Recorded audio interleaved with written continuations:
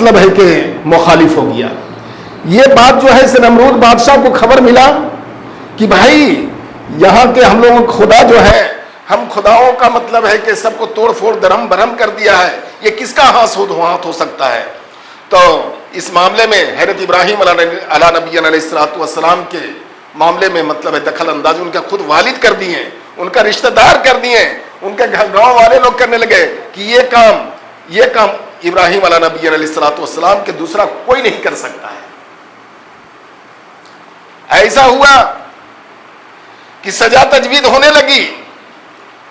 نمرود بادشاہ کا جو وزیر تھا, فلسفی تھا, وہ کہنے لگا کہ ان کو ایسا سزا دیا جائے, ان کو ایسا سزا دیا جائے کہ اس سرزمین پر کوئی ایسا سزا کوئی تجویز نہیں کیا ہے, کوئی سوچا نہیں ہے, ایسا سزا ان کو دیا جائے. بہرکیف نمرود بادشاہ اعلان کر دیا. نینوا ایک مقام ہے, وہاں پہ مطلب ہے لکڑیاں جمع کی جا رہی ہے, اور لکڑیاں جو جمع کرتی تھی عورتیں, اور یہ منتیں مانگتی تھیں کہ اگرچہ میرا شوہر کا نوکری لگ گیا تو ایک گٹھر لکڑی ہم بھی دیں گے, میرا بیٹا کا نوکری لگ گیا تو ایک گٹھر لکڑی ہم بھی دیں گے. یعنی طرح بطرح کی منتیں مانگ کر کے, اور وہ مطلب لکڑیاں وہاں جمع کی جا رہی تھی. لکڑی بہت کافی لکڑیاں جمع ہو گئی, ذخیرہ ہو گیا. تو معلوم ہے بادشاہ کا حکم ہوا کہ ابراہیم علیہ نبی علیہ السلام کو پکڑ کر کے لاؤ اور آگ جلا کر کے اس میں ڈال دو. جب مطلب ہے قاصد لوگ حضرت ابراہیم علیہ نبی علیہ السلام کی طرف جب چلتے ہیں, اور جانے کے بعد میں ان سے مطلب ہے کہ پوچھتے ہیں کہ بھائی ایسا ہے, اس دین کو تم چھوڑ دو, اور یہ دین جو ہے نمرود کا جو دین ہے اس کو تم مان لو. وہ بے ساختہ کہنے لگے کہ یہ دین حقیقی نہیں ہے, یہ دین غیر حقیقی ہے. ارے بھائی یہ جو ہے جس کو تم پوجتے ہو, جس کو مطلب تم عبادت کرتے ہو, یہ ایک مکھی اڑانے کی صلاحیت نہیں ہے, تو تمہارا مشکل کشا کیسے ہو سکتا ہے؟ اور یہ تم شرک کر رہے ہو, اس سے تم چھوڑ دو. شرک کے بارے میں بتا رہے ہیں, قرآن مقدس کا اعلان ہو رہا ہے, ان اللہ لا یغفر ان یشرک بہ ویغفر ما دون ذلک لمن یشاء ومن یشرک باللہ فقد استمسک بالعروۃ الوثقی لا انفصام لها واللہ سمیع علیم. ہم سارے خطاؤں کو معاف کر دیں گے, سارے گناہوں کو معاف کر دیں گے, سارے خطاؤں کو درگزر کر دیں گے, لیکن جو شرک کریں گے یعنی اللہ اس کے احکام میں جو الگ سے جوڑ کر کے جو چلیں گے ان کو ہم معاف نہیں کریں گے, ان کو معاف ہم نہیں کریں گے. بہرکیف حضرت ابراہیم علیہ نبی علیہ السلام کے لیے لکڑیاں جمع ہو گئی, آگ سلگایا گیا. آگ سلگانے کے بعد میں ابراہیم علیہ نبی علیہ السلام کو بلایا گیا. پانی برسانے والا فرشتہ میکائیل علیہ السلام کھڑے ہیں کہ اللہ تعالی ہمیں حکم دے کہ اس پر ہم ایسا بارش برسا دیں گے کہ چند لمحہ کے اندر میں یہ آگ بجھ جائے گا. اسرافیل علیہ السلام اس پھونک لیے ہوئے ہیں, اگر ہمیں حکم دیں تو ایسا ہم پھونک ماریں گے کہ اس آگ کو ہم سمندر میں ڈال دیں گے. اور اس دہن لیکن حضرت ابراہیم علیہ نبی علیہ السلام کہہ رہے ہیں کیا کہ میرے لیے اللہ کافی ہے, میرے لیے اللہ کافی ہے. سارے فرشتوں کا جو مدد آنے کا جو تھا وہ سب کو برطرف کر دیے, اور ابراہیم علیہ نبی علیہ السلام یہ کہہ رہے ہیں کہ میرے لیے اللہ کافی ہے, یہ آزمائش ہے, یہ میرا امتحان ہے, یہ میری قربانی ہے. اللہ تبارک و تعالیٰ سے مؤدبانہ التماس ہے, اور اپنے زوار رحمت سے ہم کو ضرور اس امتحان میں کامیاب کریں گے. جب آگ کے شعلہ کے پاس میں جب ابراہیم علیہ نبی علیہ السلام کو لایا گیا تو جمنی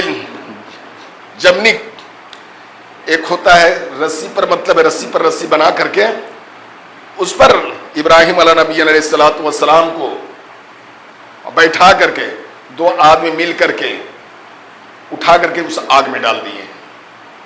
کن کو؟ حضرت ابراہیم علیہ نبی علیہ السلام. جب اس آگ میں جب ڈال دیے فوری طور پر یہ آیت نازل ہوئی, قلنا یا نار کونی بردا وسلام علی ابراہیم, اے آگ تو ٹھنڈی ہو جا, زیادہ ٹھنڈا نہ ہونا تاکہ ہمارے محبوب کو سردی لگنے لگے. اے آگ متوسط درجے میں رہنا, اتنا گرم نہ رہنا کہ ہمارے محبوب کو اذیت و پریشانی ہونے لگے. تو بھائی جو اللہ کا ہو جاتا ہے اللہ اس کا ہو جاتا ہے. فَاذْكُرُونِي أَذْكُرُكُمْ وَاشْكُرُوا لِي وَلَا تَكْفُرُونَ. فَاذْكُرُونِي تم ایک بالش پہ آؤ, اذکرکم ہم تمہارے طرف ایک ہاتھ آئیں گے, واشکروا لی تم چل کر کے آؤ, ولا تکفرون ہم تمہارے طرف دوڑ کر کے آئیں گے. لیکن آج کے اس دور حاضرہ کے اندر میں ہمارا روحانی مزاج سوچ نہیں بدل رہا ہے, میرا سوچ نہیں بدل رہا ہے. اگرچہ آپ کو دیکھنا ہے قربانی, تو آپ کو دیکھنا ہے تو دیکھ لیجئے فلسطین کے لوگوں کو, دیکھ لیجئے فلسطین کو لوگوں کو. حضور پاک جناب محمد رسول اللہ صلی اللہ علیہ وسلم کے زمانہ تھا, ایک مرتبہ صحابہ لوگ بیٹھے ہوئے تھے, تو بیٹھے ہوئے تھے تو کہا کہ یا رسول اللہ آپ کی مجلس میں جب رہتا ہوں تو بڑی عجیب کیفیت ہوتی ہے, لیکن یہاں سے نکلنے کے بعد وہ کیفیت باقی نہیں رہتی ہے. بولا ہاں ایسا ہوتا ہے, یہ کیفیت باقی نہیں رہے گا. پھر صحابہ لوگوں نے پوچھا یا رسول اللہ جب آپ پردہ کر جائیں گے تو وقت کیا ہوگا؟ بولے بہت برا ہو جائے گا, اور اس وقت آدمی کو پرکھنے کی ضرورت پیش آئے تو اس وقت تم ایمان سے دیکھنا, اگر جس کے پاس میں ایمان ہوگا اس کے دل میں ہیبت نہیں رہے گا, خوف و ہراس نہیں رہے گا, جیسے فلسطین لوگوں کے پاس میں خوف و ہراس نہیں ہے. اپنی زندگی کو کوئی پرواہ نہیں کر رہے ہیں, اپنی اوقات کو کوئی پرواہ نہیں کر رہے ہیں. فلسطین والے لوگ مطلب ہے کہ اپنی زندگی دینے پر مطلب ہے کہ خوشی خوشی قبول کر رہے ہیں. پتہ یہ چلا کہ دنیا ہے جو ہے ایک مچھر کے پر کی برابر ہے, پر برابر بھی اہمیت نہیں رکھتی ہے. میرے بھائی یہ دنیا سے جائیں گے تو معلوم ہے جس کا تھوڑا سا ایمان ہوگا اس کے بارے میں آیا ہے کہ اس کو جھوپڑی ملیں گے. جھوپڑی کا یہ عالم ہوگا کہ سورج نکلتا ہے اور سورج ڈوبتا ہے, اتنا لمبا چوڑا جھوپڑی ہوگا ایک ادنا ایمان والے کا. تو بتائیے جس کو محل ہوگا اس کا کیا عالم ہوگا. صحابہ لوگوں نے پوچھا, اور دیگر ہم سے بھی لوگ پوچھتے ہیں تقریر کے بعد میں, حضرت آپ کہتے ہیں ایک جھوپڑی والا کہ یہ معاملہ ہوگا تو بقیہ لوگ کہاں جائیں گے؟ لیکن قرآن مقدس کا اعلان سن لیجئے, رب المشرقین و رب المغربین, میں ایک سے زائد پچھم کے مالک ہوں, ایک سے زائد میں پورب کی مالک ہوں. فبأي آلاء ربكما تكذبان, تم ہماری نعمتوں کو کون چیز کو تم جھٹلاؤ گے؟ تو اللہ جو جانتا ہے وہ ہم نہیں جانتے ہیں. اللہ تبارک و تعالیٰ کچھ راز رکھے ہوئے ہیں جو جہاں تک میرا پہنچ ہے, جہاں تک میرا سوچ ہے, بس وہیں تک سوچئے. اب یہ رہ گئی کہ ہم اتنا عمر تو میرا نکل گیا ہے, اب ہم کیا کریں؟ تو سارے عبادتوں کا اولین عبادت جو ہے وہ نماز ہے, ایمان ہے. ایمان کو ترجیح دیجئے, ایمان کو لے کر کے چلیے, سوچ کو اچھا بنائیے, اپنے آپ کو ایک دوسرے سے جڑنے کی کوشش کیجئے. یا ایھا الذین آمنوا ولا تفرقوا, اے ایمان والو آپس میں تفرقہ مت ڈالو, آپس میں جوڑ پیدا کرو گے. اور جوڑ جب پیدا کرو گے تو شیطان دور بھاگے گا, اور جب دور بھاگے گا تو ایک مرتبہ سبحان اللہ کہیں گے, جنت میں ایک گاچھ لگ جائے گا. ایک مرتبہ درود شریف پڑھیں گے 10 نیکیاں ملیں گے, مصیبت ٹلتا ہوا نظر آئے گا, بیماری جاتا ہوا نظر آئے گا. تو بھائی ابھی ہم لوگوں کو چاہیے کہ ایمانی حلاوت کو درست کریں. کیا کریں؟ ایمانی حلاوت کو. ایمانی حلاوت میرا درست ہو جائیں گے تو انشاءاللہ الرحمن, انشاءاللہ الرحمن ہم دنیا میں بھی خوش خرم رہیں گے, اور یہاں سے جائیں گے تب بھی خوش خرم رہیں گے, تب بھی خوش خرم رہیں گے. بتائیے ایک جگہ ایک پراپرٹی ہے, اچھا لوگ کہتا ہے کہ مر گیا, ارے جو ہوگا دیکھا جائے گا. مرتا کہاں ہے انسان بھائی؟ 18,000 مخلوق کے اندر میں مرنے والا سارا مخلوق ہے, لیکن حضرت انسان جو ہے یہ اشرف المخلوقات ہے. یہ اشرف المخلوقات جو ہے مرتا نہیں ہے بلکہ انتقال ہوتا ہے, اور انتقال کے معنی ہے منتقل ہو جانا, یعنی ایک جگہ سے دوسرے جگہ چلا جانا, ایک جگہ سے دوسری جگہ چلا جانا. اب جب دوسرا جگہ جائیں گے تو معاملہ ایسا ہے, حدیث شریف ہے کہ الموت جسر یوصل الحبیب الی الحبیب, موت ایک پل ہے, پار ہونے کے بعد انسان رب کائنات سے مل جاتا ہے, رب کائنات سے مل جاتا ہے. اب یہ رہی کہ وہاں جانے کے لیے یہ مارکیٹ میں آئے ہیں, یہ اس بازار میں آئے ہیں, تو سب سے اولین جو عبادت ہے, سارے عبادتوں کا سر ہے, سارے عبادتوں کا جو سرتاج ہے وہ ہے نماز, وہ ہے نماز. آج اس دور حاضرہ کے اندر میں خوبی پر لوگ نہیں رکھتے, دماغ خرابی پر رکھتے ہیں. حالانکہ قرآن مقدس اعلان کر رہے ہیں کنتم خیر امۃ اخرجت للناس تأمرون بالمعروف وتنہون عن المنکر، بہترین شخص وہ ہے جو نفع کی بات کرتا ہے اور بری باتوں سے روکتا ہے۔ بری بات کر کر کے آپ منزل تک نہیں پہنچ سکتے ہیں، بری بات کر کر کے آپ منزل تک نہیں پہنچ سکتے ہیں، چونکہ زندگی میں اگرچہ بری بات آ جائے تو اس کو چاہیے کہ صدق دل سے ایک مرتبہ توبہ کر لے۔ توبہ انسان کر لیتا ہے تو رب کائنات اس انسان کو گناہ کو معاف کر دیتے ہیں، اور ایسا معاف کرتے ہیں جیسا پتجھڑ کے زمانہ میں دیکھتے ہیں پتی جھڑ جاتا ہے، اسی طرح انسان کا گناہ جھڑ جاتا ہے۔ لیکن ہاں ایک چیز ہے کہ اس توبہ کرنے کے بعد بھی یہ گناہ معاف نہیں ہوتا ہے۔ کسی نے کسی کا زمین غصب کر لیا، کسی نے کسی کا رقم غصب کر لیا ہے، کسی کو بے وقوف بنا دیا ہے، تو یہ گناہ معاف نہیں ہوتا ہے۔ اس گناہ کو کہتے ہیں حقوق العباد۔ اس گناہ کو کیا کہتے ہیں؟ حقوق العباد۔ یہ خانہ کعبہ کی زنجیر پکڑ کر کے اس گناہ کو توبہ کرے گا اور رو کر کے معافی کرے گا تو یہ گناہ معاف نہیں ہوگا۔ اس گناہ کو معاف ہونے کے لیے شرط یہی ہے کہ جس کو آپ اذیت کیے ہیں، جس کا آپ زمین لیے ہیں، جس کو آپ ذلیل کیے ہیں، جس کو آپ عزت برباد کیے ہیں، جس کو آپ خراس پہنچائے ہیں، اسی سے معافی کا طلبگار بن جائیے۔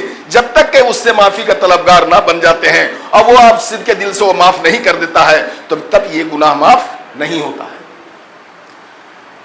ہم لوگ کے گھر میں عورتیں دیکھتے ہیں ابھی، ہاں بوا جا رہے ہیں، السلام علیکم، غلطی خطا معاف کریے، اللہ معاف کریے۔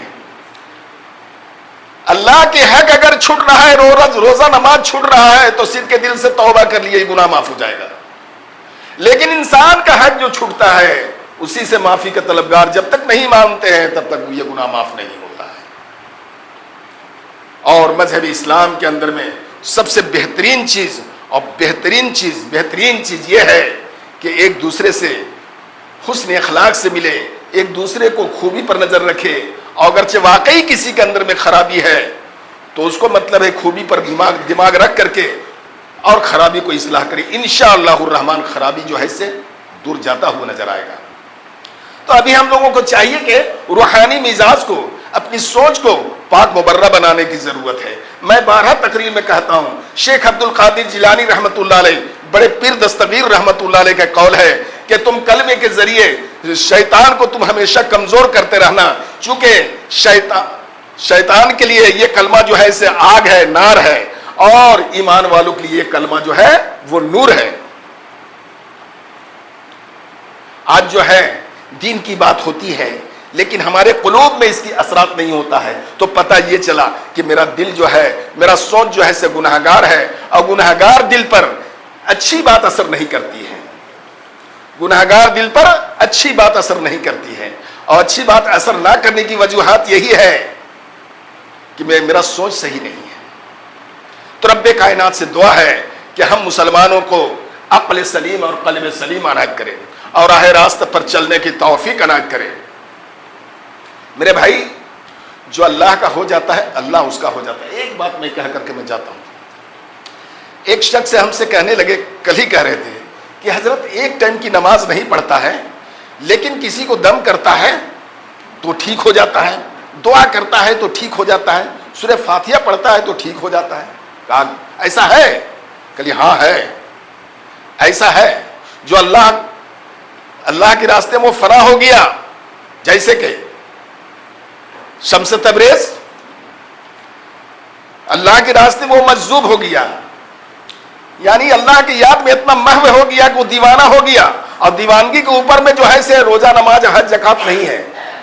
وحشی اور دیوانہ جو ہو جائے گا اللہ کے احکام میں جڑ کر کے تو پھر اس پر روزہ نماز نہیں ہے۔ روزہ نماز جو ہے سے جی ہوش لوگوں کے لیے ہے، جس کو عقل سلیم صحیح ہے، سوچنے سمجھنے کی مادہ جس کا صحیح ہے، اس پر روزہ نماز فرض ہے۔ اب پاگل کے اوپر میں تھوڑی ہے، کبھی کچھ کرے گا، کبھی کچھ کہے گا، کبھی کچھ کہے گا، لیکن اس کا روٹ ہے، اس کا جز ہے، اس کا حصہ ہے۔ کیا حصہ ہے؟ کہ جو اللہ کے راستے میں اپنے زندگی کو محو کر دیا، اپنے زندگی کو وقف کر دیا، اپنے زندگی کو اتنا لگا دیا کہ دیوانگی آ گیا اس کے اندر میں، تو معلوم ہے ویسے لوگوں کا کہا جائے گا کہ اس کا دیکھنا اللہ کا دیکھنا، اس کا بولنا اللہ کا بولنا، ان کا اشارہ اللہ کا اشارہ تو ہے، ایسا ہے، لیکن سب نہیں ہے۔ ابھی کی اس دور حاضرہ میں انگلی کٹا کر شہیدوں میں نام کیے چل رہے ہیں، انگلی کٹا کر کہہ رہے ہیں ہم تو شہید ہو کر کے آئے ہیں۔ نہیں، ایسا نہیں ہوتا ہے، یہ ٹیڑھا کھیر ہے، اور یہ ٹیڑھا کھیر کا حجم سب کے دل میں نہیں ہوتا ہے۔ جی ہوش اور عقل سلیم جس کے پاس میں ہے اس کے دل میں حضر ہوتا ہے۔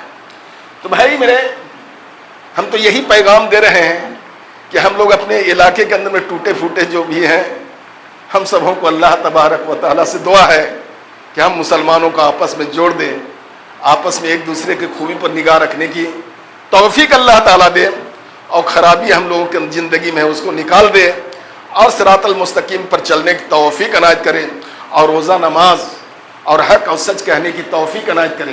انشاءاللہ الرحمن ہم کامیاب اور بامراد ہو جائیں گے۔ چونکہ ولایت کا دروازہ کھلا ہوا ہے، پیغمبر کا دروازہ بند ہو گیا ہے، ہم محنت و عبادت و ریاضت کے ذریعے ولیوں کا غلام ہو جائیں گے، صحابہ کا غلام ہو جائیں گے، تو انشاءاللہ الرحمن ہم بھی وہ منزلہ و کامیابی کی دہلیز پر جا سکتے ہیں۔ تو یہ اپنے اندر کی بات ہے، اپنا سوچ بنانے کی بات ہے کہ ہم کماتے، جتنا ہمارا مقدر میں اللہ تبارک و تعالیٰ لکھ دیا ہے اتنا تو خیر مل کے رہے گا، ہے نا؟ اب یہ رہ گئی کہ اس سے اوبھر اگر سوچتے ہیں تو اوبھر سوچنا بھی جائز ہے کہ دین کی اجالے میں مطلب ہے کہ آپ کام کیجئے، ایسا نہیں ہے کہ اللہ اللہ کرتے کرتے بال بچہ چھوڑ کے جا کے پہاڑ پر چلے جائیے، ایسا نہیں ہے۔ یعنی اسی کام کاج کرتے ہوئے وافر حصہ نکال کر کے اللہ کے یاد میں لگے رہیے، اور ہیرا فیریز تھوڑا سا دور رہیے۔ ہیرا فیریز دور رہیں گے تو جب خوراک جائے گا، جیسا ان ڈالیں گے ویسا من بنے گا، اب جب من بنے گا تو ہمارا دعا قبول ہوگا، اب جب دعا قبول ہو جائے گا تو اگلا کے پاس میں سب کچھ ہے لیکن میرے پاس بھی کچھ ہے، اگلا کے پاس میں دولت ہے تو ہمارے پاس درود ہے، اگلا کے پاس میں مکان ہے تو ہمارے پاس قرآن ہے، ہمارے پاس میں بہت کچھ ہے، لیکن ہم مسلمان جو ہیں اس کو استعمال نہیں کر رہے ہیں، اپنے زندگی کو ہم جابطہ نہیں بنا رہے ہیں، اس کی وصول پر ہم چل نہیں رہے ہیں، اس کی وصول سے ہم جو برطرف چل رہے ہیں جس کی وجہ سے ہماری زندگی میں گھاٹا اور خسارہ کا سبب بن گیا ہے۔ تو رب کائنات سے دعا ہے کہ ہم مسلمانوں کو عقل سلیم اور قلب سلیم عنایت کرے اور راہ راستہ پر چلنے کی توفیق عنایت کرے۔ وما علینا الا البلاغ۔